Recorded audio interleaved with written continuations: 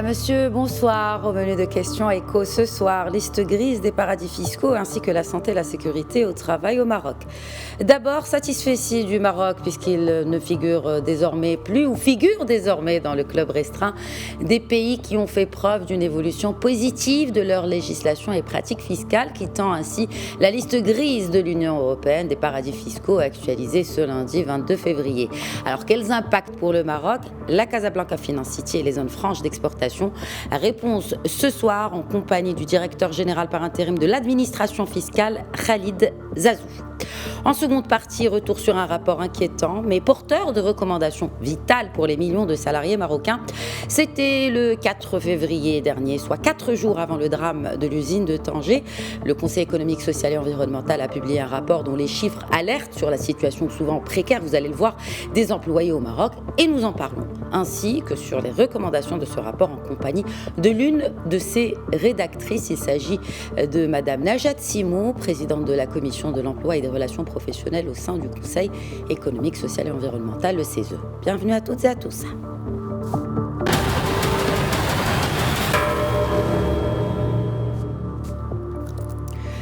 Le Maroc ne fait donc plus partie de cette liste grise de l'UE des juridictions non coopératives à des fins fiscales. L'annonce a été faite suite à l'avis favorable du Conseil des affaires étrangères de l'Union européenne qui s'est réuni, rappelons-le, ce lundi. Plus de détails avec Alain Benani. C'est officiel et après actualisation, le Maroc est hors de la liste grise des paradis fiscaux établie par l'Union européenne. Depuis lundi, le Royaume n'est plus considéré comme un pays dont les engagements fiscaux sont jugés suffisants, mais dont la mise en œuvre continue d'être soumise à un suivi attentif. Cette reconnaissance de Bruxelles signifie que les réformes entreprises par le Maroc en matière fiscale vont de pair avec les conditions de l'Union européenne et s'alignent aux normes internationales. Depuis la loi de finances 2018 et dans le cadre d'un processus de réforme, beaucoup de dispositions législatives ont été développées selon la nature de chaque régime fiscal. La dernière en date concerne la modification du régime fiscal de Casablanca Finance City avec l'objectif de la conformiser avec les principes de concurrence fiscale en vigueur. Les autorités marocaines ont par ailleurs corrigé 2 régimes fiscaux préférentiels, à savoir ceux des zones franches d'exportation et des entreprises exportatrices à travers la loi de finances 2020.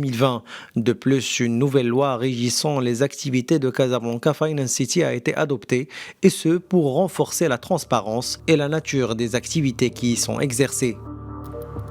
J'ai à présent le plaisir d'accueillir depuis Rabat Khalid Zazou, directeur général par intérim de la Direction générale des impôts. Bonsoir Khalid Zazou. Bonsoir. Merci d'être avec nous et d'enlever votre masque également. Merci. En tout cas, pourquoi était-ce si important pour le Maroc d'être retiré de cette liste grise des paradis fiscaux de l'Union européenne? C'est important pour le Maroc dans la mesure où, comme vous le savez, et là je dois donc rappeler très brièvement les principaux critères de bonne gouvernance fiscale par rapport auxquels le Maroc a été évalué sur le plan fiscal. Il y a d'abord le critère de la transparence fiscale. Et il concerne donc le critère relatif à l'échange d'informations. Et pour remplir ce critère, le Maroc a dû ratifier en date du 17 avril 2019 la convention multilatérale de l'OCDE sur assistance administrative mutuelle.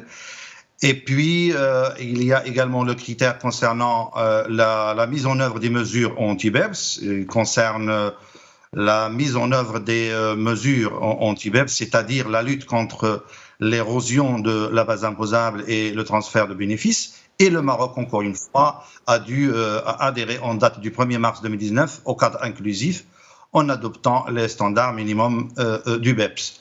Alors, bien entendu, il y a le troisième critère qui est tout aussi important et qui concerne une fiscalité équitable. Et donc, une juridiction ne doit pas avoir aucune mesure fiscale préférentielle qui pourrait être considérée comme dommageable. Et la juridiction ne doit pas faciliter, si vous voulez, donc les structures ou arrangements offshore visant à attirer les bénéfices qui ne reflètent pas l'activité économique réelle dans la juridiction. Et à cet effet, et pour assurer justement la conformité avec les normes fiscales internationales, il a été adopté une démarche progressive au titre des lois de finances 2019 à 2020. Ainsi, donc, il a été, comme vous l'avez souligné tout à l'heure, procédé à un certain nombre de modifications. Je citerai principalement donc, la suppression des 3 régimes fiscaux non conformes, à savoir les centres de coordination, les banques et les holdings offshore. Et puis, concernant les régimes des zones franches d'exportation et des entreprises exportatrices, un processus de convergence vers un taux uniforme a été également initié à partir de la loi de finances 2019. Et enfin, concernant, vous l'avez souligné tout à l'heure, Casablanca Finance City, le régime fiscal des sièges régionaux a été aboli et en même temps, on a instauré un taux unique de 15% applicable à toutes les nouvelles entreprises ayant le statut CFC. Très bien. Et par rapport à cette importance, que gagne concrètement le Maroc après ce retrait de cette liste grise des paradis fiscaux de l'UE, Khalid Zazou? Absolument. Donc, c'est une très bonne question. Comme vous le savez, le système fiscal du Maroc étant aujourd'hui reconnu conforme aux normes internationales de bonne gouvernance fiscale, cela va permettre de drainer davantage d'investisseurs étrangers dès lors que notre pays offre une sécurité juridique et une visibilité à long terme qui est très chère aux investisseurs. En effet, comme vous le savez, une gouvernance publique des mesures d'incitation fiscale conforme aux bonnes pratiques convenues au niveau international a désormais toute son importance dans les décisions d'investissement. Je dirais également qu'en retrouvant son statut de partenaire crédible, le Maroc pourra renforcer davantage ses liens de coopération avec l'Union européenne. Oui, alors oui, vous avez parlé donc d'attractivité de nouveaux investisseurs. Oui, des investisseurs qui sont déjà installés, notamment dans ce hub financier qu'est la Casablanca Finance City. Quels seraient les impacts des réformes ou des modifications, comme vous les appelez, des modifications fiscales sur les entreprises avec ce statut CFC? Alors, effectivement, la place financière de Casablanca Finance City a fait l'objet de beaucoup de discussions, notamment, il faut le souligner, avec l'OCDE. Et pouvons aujourd'hui dire que la conformité du régime CFC avec les normes de bonne gouvernance fiscale ouvrira de bonnes perspectives à cette place financière, dès lors que le régime est désormais conforme aux standards internationaux. L'ensemble des mesures adoptées sont accompagnées, encore une fois, il faut le souligner, par la mise en place de garde-fous pour limiter le détournement de l'esprit incitatif des dites mesures et prévenir des montages abusifs. Aujourd'hui, la nouvelle loi qui régit CFC permet de cibler les entreprises ayant une vocation africaine réelle, conforme, comme nous l'avons toujours espéré, à l'ambition régionale de cette place financière. Avec, de notre côté, en ce qui concerne l'administration fiscale, une veille fiscale que tout cela, bien entendu, s'effectuera dans la conformité totale avec les normes internationales. Parfait. Parlons à présent donc des deux autres catégories, à savoir les zones franches d'exportation et les entreprises exportatrices. Quid de l'impact sur ces entreprises-là et sur les entreprises qui se trouvent dans ces zones franches d'exportation? Alors, permettez-moi tout d'abord de rappeler que ces zones sont désormais baptisées zones d'accélération industrielle. Alors, pour préserver, bien entendu, l'attractivité de ces zones industrielles, tout en se conformant aux normes de bonne gouvernance internationale, la mise en conformité du régime fiscal applicable dans cette zone a été opérée à deux niveaux. D'abord, et c'est ce qui était important pour le Maroc, c'est de réussir à maintenir l'application de l'ancien régime aux entreprises existantes. Comme vous le savez, le Maroc ne pouvait pas se délier de ses engagements conventionnels, ni ne pouvait également transgresser le principe constitutionnel de non-rétroactivité de la loi. Alors, ces entreprises continueront donc à bénéficier des anciens avantages fiscaux jusqu'à l'expiration des délais antérieurement fixés par la loi. Alors, s'agissant des nouvelles entreprises implantées dans les zones d'accélération industrielle, ils vont bénéficier toujours de l'exonération quinquennale et seront soumises par la suite à un taux unique de 15% indépendamment du marché sur lequel est écoulé le produit, à savoir le marché local ou extérieur. Très bien, mais ok. Donc, vous avez également parlé de ces critères, n'est-ce pas, au tout début de cette entrevue, Khalid Zazou, notamment des critères d'équité fiscale. Et je vais m'arrêter là-dessus avec vous, notamment en ce qui concerne l'équité fiscale dans le monde des entreprises aujourd'hui. 80% de l'impôt sur les sociétés est payé par un peu moins d'1% des entreprises. Et aujourd'hui, il est clair que la relance économique dépend grandement de cette équité fiscale. Comment cette réforme fiscale peut-elle relancer l'économie? Quelle serait la stratégie dans ce sens, notamment ce qui concerne, bien sûr, encore une fois, l'impôt sur les entreprises? Alors, laissez-moi donc vous dire tout d'abord que, si vous vous rappelez, donc les dernières assises fiscales nationales tenues en mai 2019, était placé sous le thème de l'équité fiscale. Alors, c'est une étape très importante dans le processus de réforme fiscale au Maroc, car ces assises ont permis de dessiner les contours et ils ont permis également de mettre en place les jalons de la réforme fiscale. Alors, il s'agit principalement, en ce qui concerne d'abord, parlons des entreprises, d'instaurer un taux d'IS qui s'inscrit dans les tendances internationales, et cela pour assurer la compétitivité aux entreprises marocaines. Il est question également de mettre en place une TVA qui revêt plus de neutralité pour éviter les distorsions. Et puis, restant toujours dans le monde de l'entreprise, même si nous allons parler des personnes physiques, mais je crois que il est de l'intérêt également du Maroc d'instaurer un IR qui frappe de manière équilibrée les revenus des personnes physiques, et cela pour assurer justement l'équité horizontale et l'équité verticale. Et enfin, je ne manquerai pas de souligner également l'importance des leviers adaptés à la mobilisation de l'épargne. Alors, ces différents axes de la réforme sont en cours de déclinaison à travers les différentes lois de finances, même si malheureusement les répercussions de la crise sanitaire Covid-19 ont dû ralentir un peu la cadence de la mise en œuvre des recommandations des assises nationales. Et bien entendu, il faudrait jamais oublier que le civisme et l'adhésion volontaire à l'impôt, avec bien entendu également donc l'intégration du secteur informel dans l'économie structurée, constituent également des facteurs importants pour la réussite de toute réforme fiscale.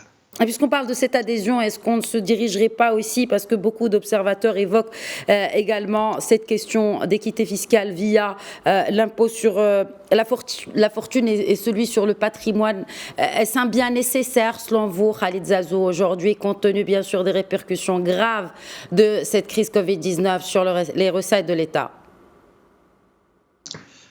Enfin, écoutez, cette question, elle a été toujours présentée au Parlement, il a été tout le temps débattu.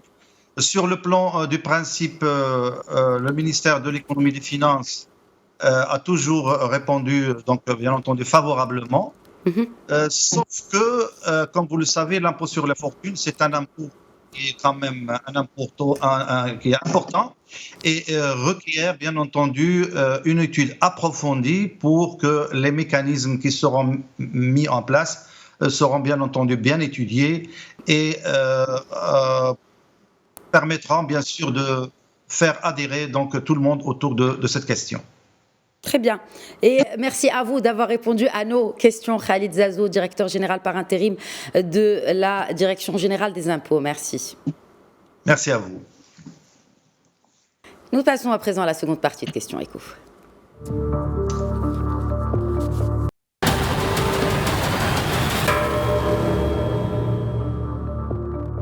Et la santé et la sécurité au travail sont primordiales pour un rendement productif optimal dans toute structure.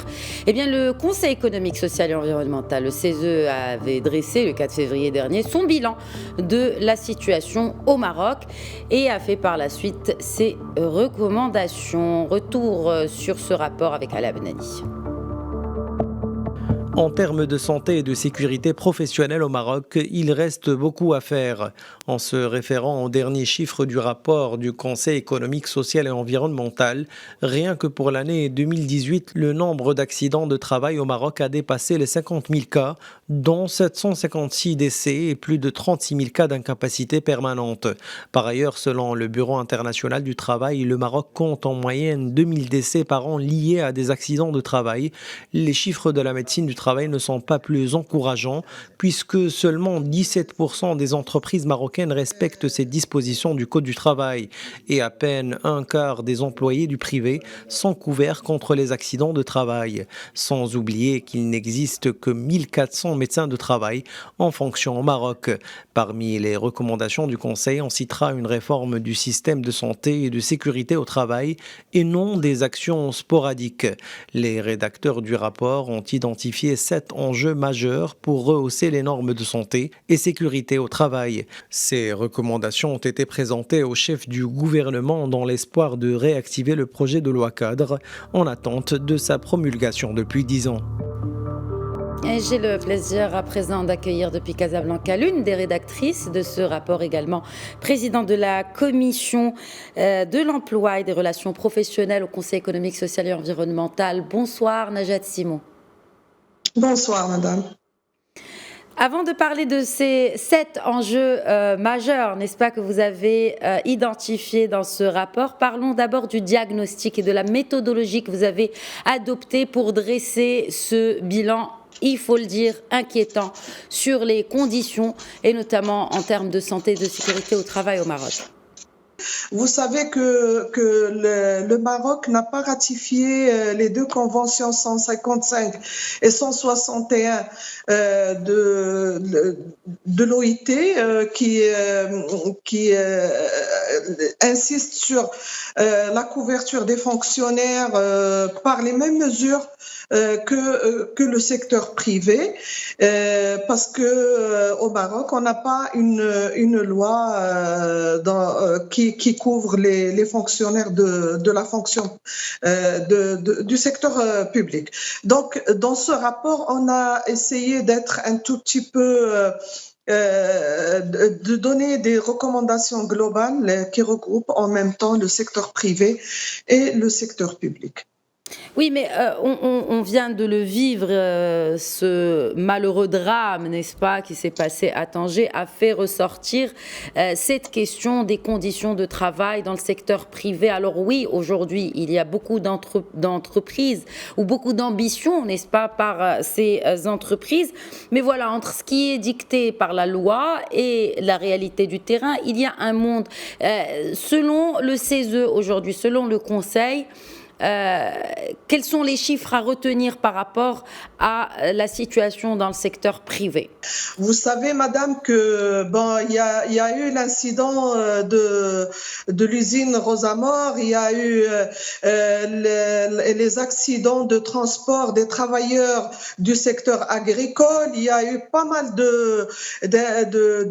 d'incidents qui nous font un tout petit peu réfléchir et qui nous donnent cette conscience de réfléchir à des sujets. Mais pour nous, à la commission chargée des affaires de l'emploi et des relations professionnelles, nous avons choisi ce thème tout en ayant la conscience profonde que la sécurité et la santé au travail est vraiment essentielle et que il faut être conscient du gain que l'entreprise peut avoir à travers des mesures de santé et sécurité au travail. Vous savez que ce qu'il faut retenir comme chiffres qui sont alarmants, c'est que seulement 17% d'entreprises respectent les dispositions du Code de travail en ce qui concerne les comités de santé et sécurité au travail. Et c'est des comités qui existent, qui doivent être normalement au sein des entreprises. Il y a aussi le nombre d'accidents annuels qui fait que 2000 salariés sont décédés à cause des accidents de travail. Il y a un nombre aussi très grand à cause des produits nocifs qui sont utilisés dans le domaine de travail. Par exemple, le domaine de la chaussure, on utilise la colle. Dans le domaine du textile, il y a les particules de coton qui font des gènes respiratoires. Il y a l'amiante dans le domaine, par exemple, de bâtiments. Il y a les risques de suspension des salariés dans des hauteurs qui sont très grandes, qui font qu'il y a des accidents en permanence. Il y a plusieurs phénomènes qui font que cette question de santé et sécurité est une perte pour l'entreprise, est une perte pour l'économie marocaine. On est à 4,25% du PIB comme perte évaluée pour l'économie marocaine. Et pourtant, il y a beaucoup d'initiatives, et d'ailleurs c'est relevé, n'est-ce pas, dans ce rapport du CESE. Beaucoup d'initiatives nationales ont été entreprises dans ce sens, mais elles sont éparses et il n'y a pas une certaine synergie entre ces initiatives-là. Alors, quelles sont justement les recommandations du Conseil si on devait les dresser sur ces 7 axes majeurs pour d'abord homogénéiser ces initiatives nationales et aussi impliquer toutes les parties prenantes et notamment en termes de contrôle? Oui, il y a lieu de citer que d'après notre diagnostic, on a remarqué que la question de santé et sécurité est éparpillée entre les différents départements ministériels et entre plusieurs instances qui fait que tout le monde est responsable et personne n'est responsable. Et quand on veut s'adresser à une instance pour qu'elle assume sa responsabilité en matière de santé et sécurité, on trouve que il y a pas d'instance qui regroupe un tout petit peu la question de santé et sécurité. Et c'est pour cela qu'on a recommandé la création auprès du chef du gouvernement d'une agence nationale pour la santé et la sécurité au travail, ayant pour mission l'élaboration et la mise en œuvre de la politique nationale de santé et sécurité au travail. Indépendante du ministère du Travail. Donc cette agence devrait être indépendante. Il y a pourtant un ministère du Travail.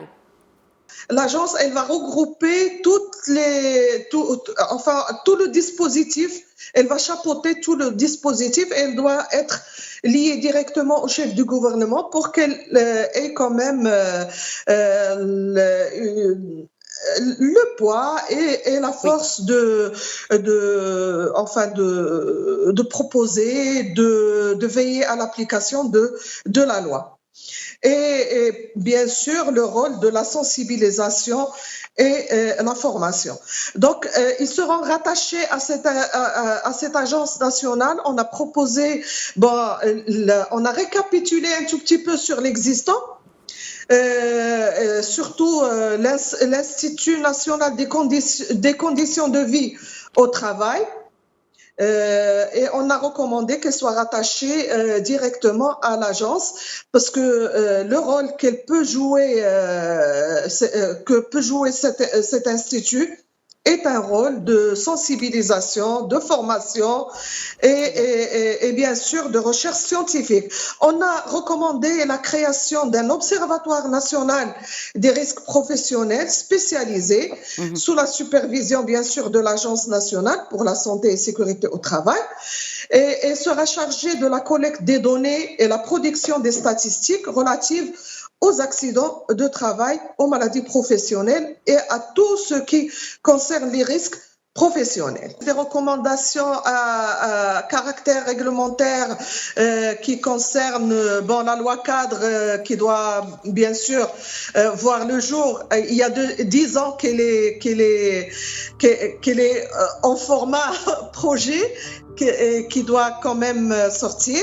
Il y a aussi la formation qui doit assumer sa responsabilité en intégrant les modules de formation en santé et sécurité. Il y a la recherche scientifique qui est indispensable. Il y a aussi l'obligation de la cotisation santé et sécurité et qui doit être dédiée à la CNSS comme instance de gouvernance. Donc c'est tout un package qu'il faut quand même qu'il ne faut pas dissocier. Et qui a été déposé auprès de la primature, c'était ce week-end. Effectivement, et on salue vivement la patience et la qualité d'écoute du chef du gouvernement. Merci. Il a donné des instructions sur place. Nous le remercions beaucoup pour cette initiative. Et pourvu qu'elle porte ses fruits très vite. Merci beaucoup, Najat Simo, présidente de la Commission de l'emploi et des relations professionnelles au sein du Conseil économique, social et environnemental. Merci. Merci à vous. Voilà, c'est la fin de Question Écho. Très bonne soirée à toutes et à tous.